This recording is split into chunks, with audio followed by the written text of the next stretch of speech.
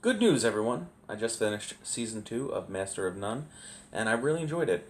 Um, it's a really interesting show on Netflix. If you are able to watch it, I recommend it.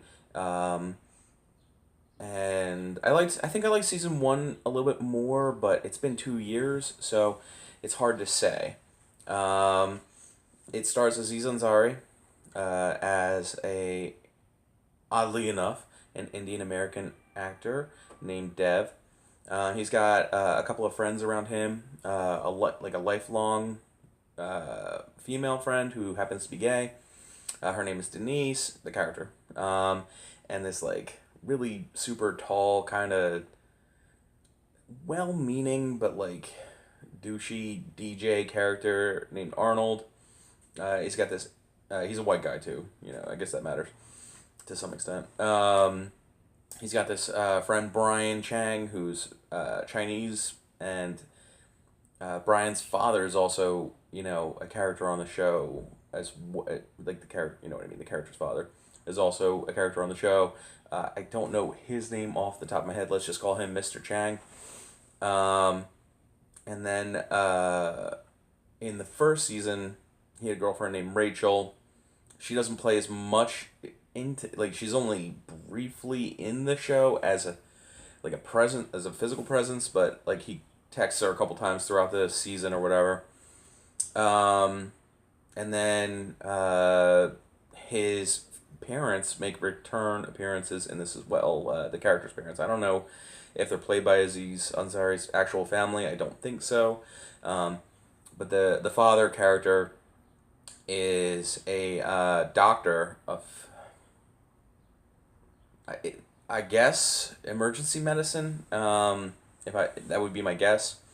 And then his mom, I don't know I don't know that they say what she is as far as career goes. But the parents of Dev are immigrants to the country from India. They are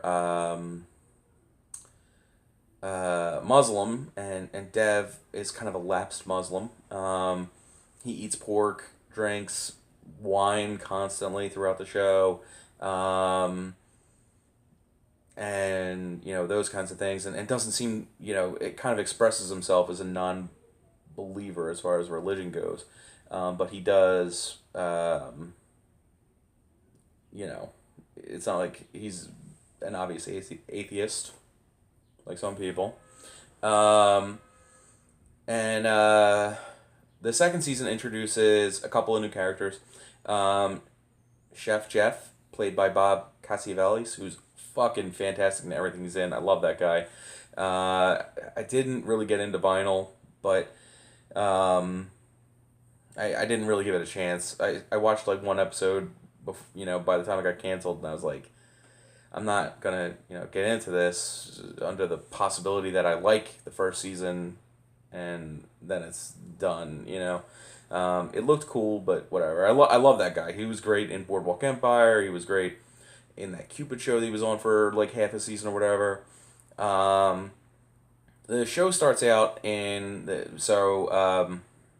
obviously going back to Master of None, the show starts out in the first two episodes are in Italy, and we meet a couple of Dev's Italian friends, Francesca and Pino. They're together. They are dating at the beginning of the season, and they they come back later on in the season, and she's engaged. They're engaged. Um, in the first episode, it's kind of like an equal friendship. He seems to be as friends with Pino as he is with Francesca, but in the later episodes, that really takes a backseat. He's much closer to Francesca. It's definitely, presented as a, you know, romantic esque relationship. It's not clear if it's one sided or not. You're definitely tied to Dev's perspective a lot more, and it's the overarching. It's the larger arch of the season. It's the greater story of the entire season. There are a lot of little lesser stories. But that's the primary arc of the season, is talking about Dev and Francesca's relationship and how it confuses Francesca, and and there's problems in Francesca and Pino's relationship kind of as a result. Um, I really like this season, this show. I think that, like Louis C.K. show, Louis, it takes its time. It sets things up really well. It isn't afraid of a tangent, which obviously I like tangents because I go on them all the fucking time, and so it's awesome. And it takes chances, and it tells stories in new and interesting ways. I I get it wasn't to stick to the main arc. It wasn't that bad, but there were basically like 3.5 of the 7 episodes, you know, really focused on that story, and I wasn't that interested in it. I think Francesca was the actress is straight beautiful. I think that they had good chemistry, but you kind of knew also watching it that Dev's not being realistic in his in his expectations. I mean, she lives in Italy. He after the second episode of the season, he's back in New York, and he spends the last 8 in New York. And she's in a couple of the episodes, but she's not in every one of them. And he communicates with her off and on throughout, and she comes to visit for long periods of time throughout. Um, and the character Pino is a constant point of conversation for everybody involved, and you know that, like, while she might not be fully committed to that relationship, she's also not at all really going to be able to uh, move to New York and be with Dev, and be with Dev, or any kind of way and be with Dev. Um, Dev, in that respect, like, it's a believable character. I've been there myself, where you're chasing after a person, or a dream or whatever that isn't realistic for you. Um, but it also kind of, because it was kind of obvious, you also didn't want to invest in it, and because so much time of the show was into that, it kind of took me out a little bit. Um, Again, beautifully acted by everybody. Like I think Aziz Ansari is a very underrated actor. Um, and I wish I knew the actress who played Francesca, because I'm gonna follow her. She was amazing. She's beautiful. She you know was funny and interesting. She had a great accent. These things are awesome. Um, but I wasn't that into that particular arc of the story. Um, One of the big themes of the season that I'll talk about a couple of the other ones later, but one of the big themes of the season was this cultural difference thing. So, in the first 2 episodes, Aziz Aziz's character Dev is an outsider in Italy, and he needs a lot of assistance in getting through communication with things, and that sort of thing. But as when he comes home, he's the insider, and to some extent, when he's interacting with his family and other things that are being presented, they are. He's kind of like the translator, instead of the person who needs the person who needs translating, so the first episode, when he gets home, is it's called Religion, and it's one of my favorite episodes, because I've been there too, again. But so Dev's character is not religious, not particularly religious. He might believe, like, vaguely in, like, a God presence or something like that, but he doesn't follow the Quran. He doesn't really do the prayers. He doesn't, follow any of the dietary restrictions. Um, and that draws him into conflict with his family quite frequently. They want him to act as if he still is doing those things, especially to maintain their uh, their own social standing with other Muslim families and other and extended family. So they want him to act pious around his cousin and around his aunt and uncle and stuff like that, and he doesn't like that. I shouldn't say that. He doesn't mind it at the start of the season and at the start of the episode, but a conversation with him and his friend Denise, she's an African American lesbian character, and she kind of is like, well, why would you pretend to be something you're not with the people who love you? And he takes that, realization, and he runs with it, and I think that's really interesting. I mean, again, I'm an atheist. I'm out. My family is not. And I try to, behave in a way that's respectful towards them, but it's also quite tricky, right? And so, like, I get it. Like, I get that, like, one of the big things about Dev is that he loves to eat. He loves to eat really fancy food. And when a waiter recommends this like pork dish to him when he's out to dinner with his parents and his aunt and uncle and his cousin, like he just is like, you know what, guys, I eat pork and I'm gonna eat this pork, and it's a big problem for his family because they, his parents know that he eats pork, but they don't want other people knowing that he does because they think it reflects poorly on them. And so, at first he doesn't really want to accept that, but he kind of eventually gets to the point where he's kind of back to where he first started, and that is, just because it's what he would choose for himself, it doesn't necessarily mean it's a reflection on them, but they see it that way, so it kind of doesn't matter. And so he, it isn't clear, what he's going to do for the rest of his life at the end of that episode, but it's definitely kind of a meet in the middle type of resolution. So I did just talk extensively about the episode Religion, and I talked, I guess, a little bit about Thief and Le Nozze, which take place in Italy. One of the cool things about Thief is that it's shot in black and white, or it's presented in black and white.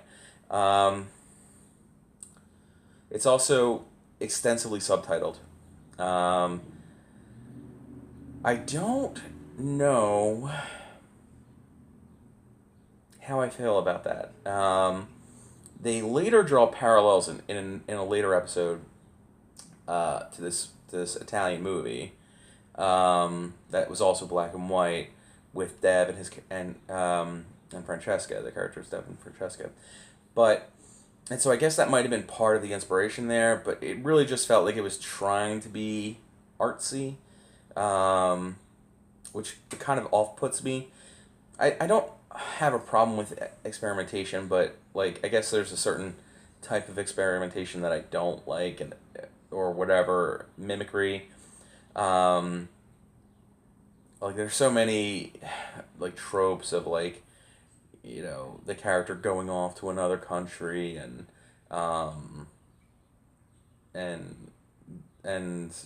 kind of discovering themselves. They kind of actually talk about Under the Tuscan Sun in the that episode, and I thought it was pretty interesting because it's kind of like that's exactly what he's doing, right? He's going to live in Tuscany or Italy in much the same way of trying to discover himself as Diane Lane does, and just like Diane Lane, he like apparently discovers like a person that he's gonna love or whatever in that place. But another one of the big themes of the show, or at least of this season, was chance, random chance type of thing, and so Dev has a reservation at this really famous restaurant in the town, or maybe an adjacent town, and I think it is in the town he's in, and as he's going, up to get his table, he encounters this black British woman, and she's trying to, recoup her reservation or whatever, but apparently she made it for like a whole month ahead of when it was in the timeline there. And he tries to translate for her and help her out, but eventually, he just kind of, they won't let her in, and he says, well, can she sit with me? And so they let her come in, using his reservation. He has, lunch with her, and they seem to have really hit it off and have a great time.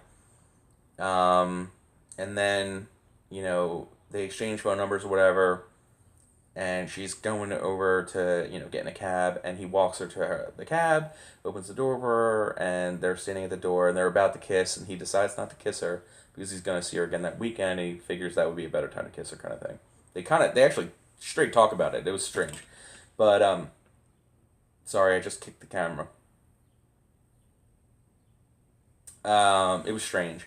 And the thing right after, he has that like brief conversation with her about making out with her, um, he like kind of looks over and he sees this person grab his phone and run away, and that's the only way he has to communicate her. So he chases after this person, has this little Italian boy helping him out to try and chase this person down.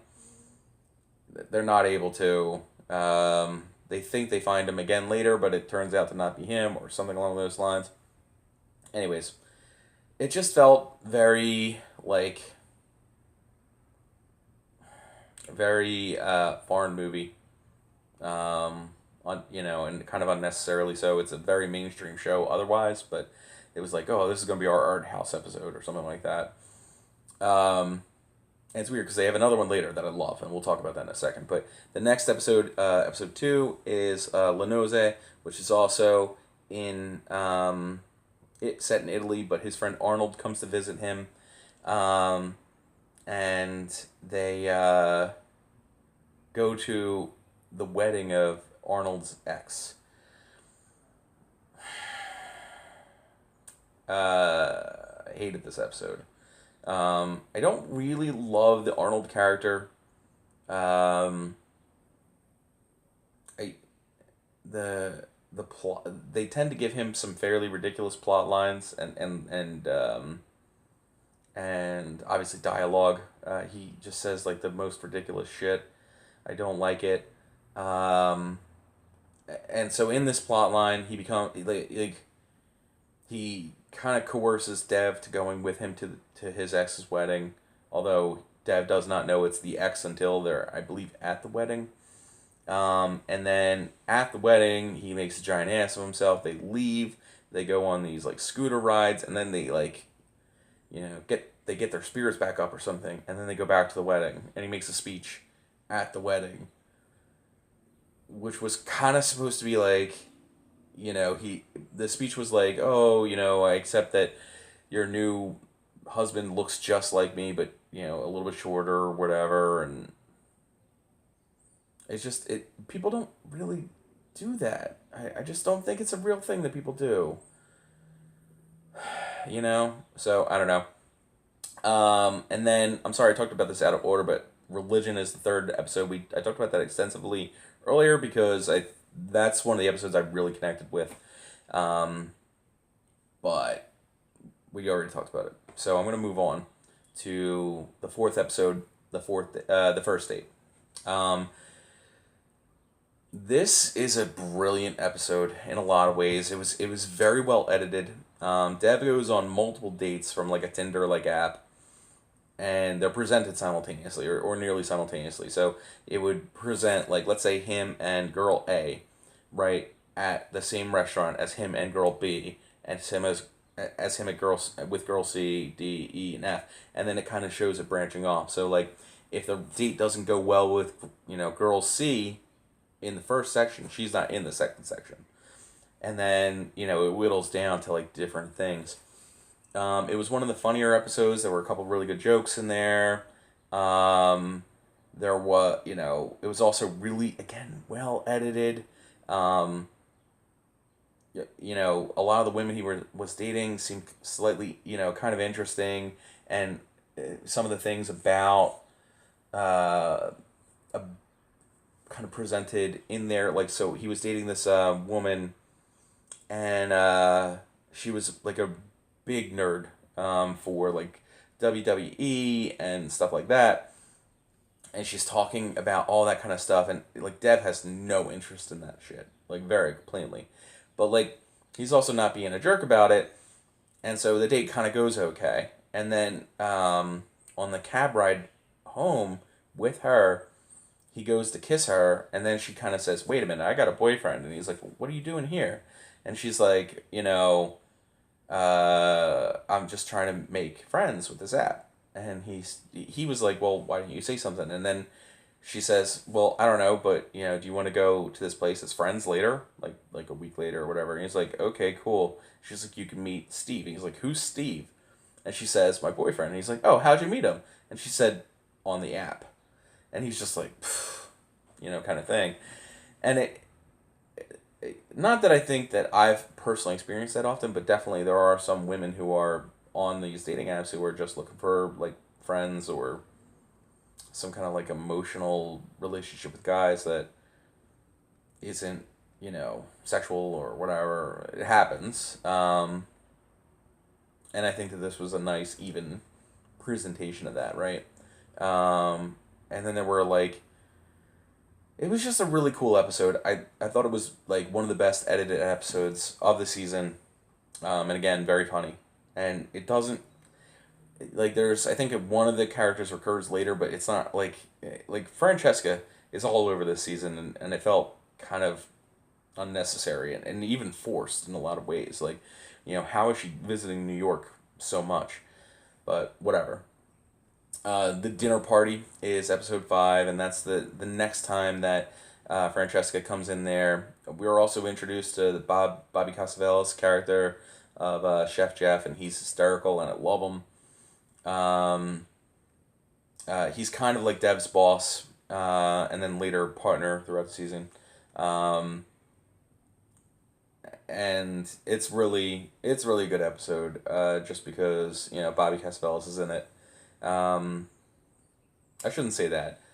It's an okay episode. It's fun, but like first date great, religion loved it, and then dinner party's good. And again, it's mostly on the chemistry between the character Francesca and Dev, but you know, it doesn't really jump out in my head, honestly. So I'm gonna just move on. New York, I love you. I loved this episode. Um, it's presented almost like the character is following around the camera is following around the character until they get to a certain point, and then they like follow around somebody else. So the first section of the story is the camera's following Dev or whatever, and then it breaks off to follow this doorman, and like for about 5-6 minutes it follows, maybe even a little bit longer, follows this doorman through like a couple of like little kerfuffles or whatever throughout his day. And then it follows another doorman for like leaving the building for a minute, and then it gets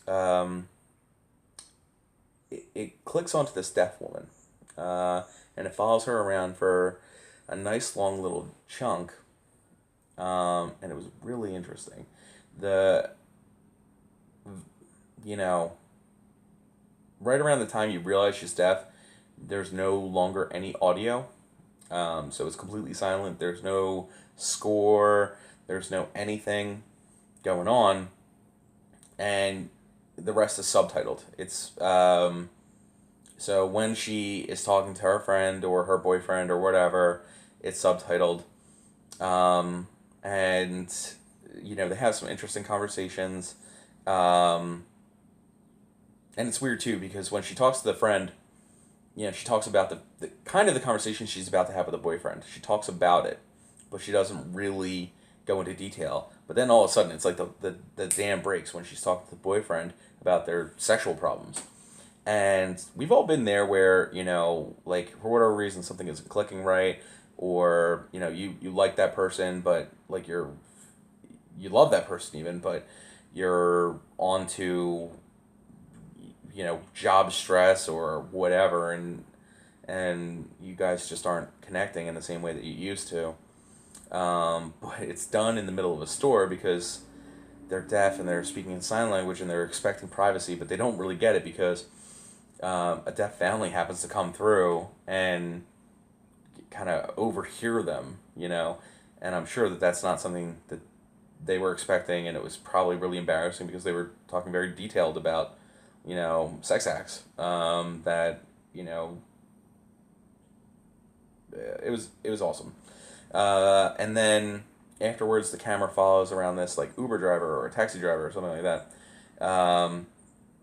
and him and his friends trying to go out and party and meet girls, and like just stupid challenges with that. They end up at this going to this bar that the one guy wanted to go to, but they can't get in. So this other promoter's like, "Hey, I've got this bar over here. Why don't you come over? It'll be really great. It's only $20 to get in." They get in there, it's dead, but they're playing like this awful music, and there's like three Russian guys in the corner or something like that. But that's it. There's not even there's like three dudes, not even any women, and the guys are all pissed off, and they like leave, and they run into a group of women, and they end up taking them for like a burger or something like that, and then they're partying in the burger shop, and then they go to the movies where they encounter Dev again, and so the camera then goes back with Dev. It was just a fun episode. I've never seen the movie New York I Love You or Paris I Love You, Paris Je t'aime, or whatever it's called. I'm assuming that the style of the way that the camera follows people is like a reference to those movies, but I don't know for sure because I haven't seen them. I probably should see both of those movies, but I haven't. So um, it seemed really cool, and it was just an interesting idea.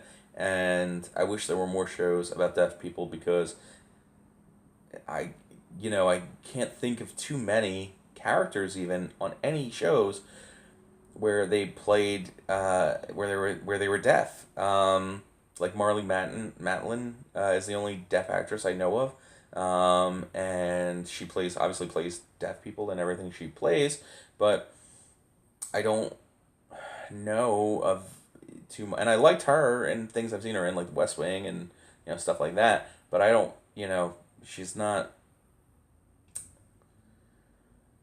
all over the place. So, I would just, it was really interesting to look at that from another perspective. You know what I mean? So, Door 3 is the next episode. And this was, again, one of my favorites, because it took something from the first season that I really liked, and it kept going with it. And that was the character of Dev's friend Brian and his father. They have a really, not strained relationship, but Brian's father doesn't talk very much, and so like they have difficulty communicating because of that. And I don't know, I can't remember if it was explained in the first season or what, but the father is single. It might be that the mother died. It might be that they got divorced. I can't remember, but the father is single. He's dating. He's actually successfully dating two women, and he's kind of stressed out about it. But Brian gives him some advice, and he tries to take that advice, but it doesn't work out. And so instead of breaking up with one of the women, he can't decide which he likes better, the woman with the dog or the woman who cooks really well. So he tries to make it work with both of them, being honest with both of them, saying, "Hey, I'm dating this other person," and they both accept at first, but then they both break up with him later on. And that kind of all happens off screen, so like you kind of only get his story about it, and it's not too detailed, which is totally in keeping with the character and totally fine. But whatever. He does explain at least the first part where they both agreed, because the people around Brian and Brian couldn't believe that happened because it seems realistic or whatever, but he explained that, people his age are lonely and they're willing to, accept things that are less than ideal. But then it turns out that they didn't. So who knows? It was an interesting episode. I really liked those characters. It's funny how like Dev is so present in all this stuff, and like my favorite episodes are the ones where he's kind of not around. And I like him a lot too, but it just maybe there was just a little too much of him or something, And so these episodes that took a break from him were great to me. The next episode is Thanksgiving. And this was a cool episode. It's kind of about Denise and how she came out to her family and like growing up. It's like there's time lapses. So, it starts out in like 1989, and then there's Thanksgiving, whatever year, and then Thanksgiving this year, and yada yada yada. But it covers like her realizing she's gay, her hiding that from her family for a while, her telling that to her family, her bringing her first girlfriend to Thanksgiving for dinner, her bringing her second girlfriend that she's bringing with, there, and then that sort of thing. It just, it was fun. It was a good episode. It was neat how, like, how it was treated. Even though she's out with her mom and her aunt and everyone else, she's not out with her grandma because of two reasons. One, her grandma forgets stuff, so she'd have to keep coming out to her if she were to do it. And two, they just didn't know how she would react to it or whatever. But really, the mom and the aunt are the ones who take it the hardest, and particularly the mom. And I get that makes sense. But, it was an interesting episode, and Dev's a part of all of it too. I liked it. It was one of my favorite episodes. I don't, it wasn't so much a connection to that storyline per se, because, I honestly don't know too many gay people. And, no one's ever really kind of told me their coming out story in that sense. But it was just interesting. It was an interesting episode. And it was different from the other ones, and that's, again, something I liked about it. The last two episodes are kind of almost like a two-parter. And they're both Italian phrases, so I'm not going to even bother with them, trying to tell you what they are. They're both about primarily the Francesca relationship. So Francesca and Pino come to New York for about a month. And they're going to... he has a bunch of business in several cities in the United States. They mentioned like Boston, Philadelphia, D.C., and Chicago maybe. And he goes on these like side trips, throughout the month that him and his girlfriend are staying there, and sorry, their fiance at this point, and she keeps going on these basically, really romantic dates with Dev, and by... I don't remember if it's by... The first of these two episodes is super long. It's like 50 minutes. The average episode time was like 30 minutes for these things. But I also think that the first episode, Thief, was on the longer end of that. Like maybe it might have been 45 minutes or something. But the ninth episode, which is... I'm just going to say, I'm going to give it a shot. Amaris un po. Amaris un po. That was close to 50 minutes. It was pretty interesting. The first half of it, they have, just this awesome, Mr. Blue Sky type relationship, where, everything is great, and then the music stops playing or whatever, and they get stuck at his house in a blizzard, and they end up sleeping in the same bed, but, both fully clothed, non-sexual, they don't kiss. And then the next time they see each other, things have clearly changed.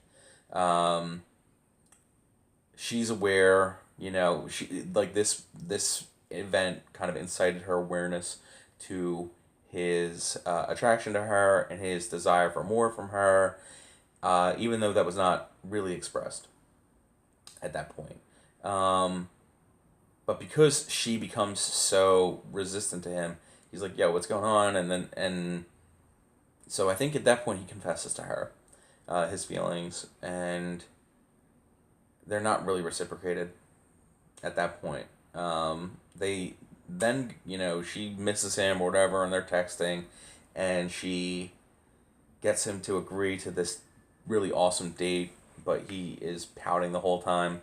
And she's like, "What's wrong with you?" And he goes through this whole confession. They happen to be on a helicopter, and he goes through this whole confession, and she like responds to it, and then the helicopter pilot says, "Excuse me, guys. I hate to interrupt you, but it seems like you're having a really private conversation there, and I was hoping, I wanted to give you guys the option of switching to a private channel."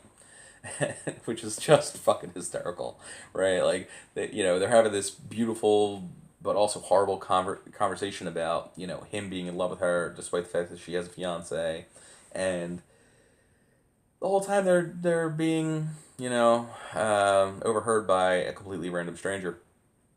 So, the the episode ends with her like asking for more time to decide, kind of thing, kind of what's going on. The next episode picks up. They've been like touching back on this thread with the Bobby Castevalius character, Chef Jeff, where I kind of mentioned earlier that they become partners towards the middle of the season, and they are. They have a new show where they're both traveling, trying out different food and stuff like that. And Dev kind of becomes aware of Chef Jeff's like inappropriate behavior towards women throughout this experience, and so it kind of comes to a head in the final episode when he goes to a friend of his and he says, "Hey, you don't work with us anymore. Did something happen?" And they were like, "Yeah, something happened with Chef Jeff, and it made me uncomfortable, and so I kind of, just transferred out." And he was like, "Oh, that sucks. And do you want me to go to talk to somebody above Jeff to, like, because this really shouldn't happen?" And they were like, "No, I just want to move on." And while Dev is about to promote their show with Jeff, the news breaks on like Twitter or something like that, and people are writing all these blog posts about Chef Jeff and how he was like doing all this like horrible shit to people or whatever, like, and like Dev doesn't know what to do, and he has like this neat little moment with his agent, and he then is like on live TV, right?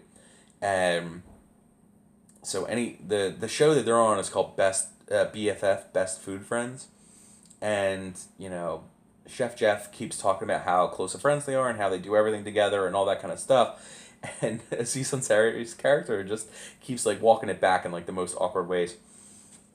It's a great scene, and then kind of everything comes to light during the taping of this live show, and it was just very interesting. And I think that's the end of that thread basically. And then the last like 12 minutes of the show are kind of devoted to him and Francesca, basically her rejecting Dev's advances, and Dev becoming really upset about that and saying he felt used and stuff like that. Again, I think it was a really believable conclusion to that arc. I think that it was in its own way satisfying. A lot of these stories, like a similar story, I guess, would be like Just Friends with like Ryan Reynolds and Amy Smart, where you have two friends and really there's like it's a hidden romantic thing, and at the end of the story they always end up together, and that's usually not how that stuff works out. So like it felt more honest and more real, but I don't know. It also, at the very end, is slightly ambiguous, and so I don't know what to say about that. It was confusing to me. Um, I hope you guys. I don't really have too much more to say about this, and I've spoiled it all over, and I probably should put spoiler warnings at the beginning of these at the beginning of these talks, and I certainly will tag it that way. I didn't really say anything about it, but obviously I spoiled the fuck out of this shit.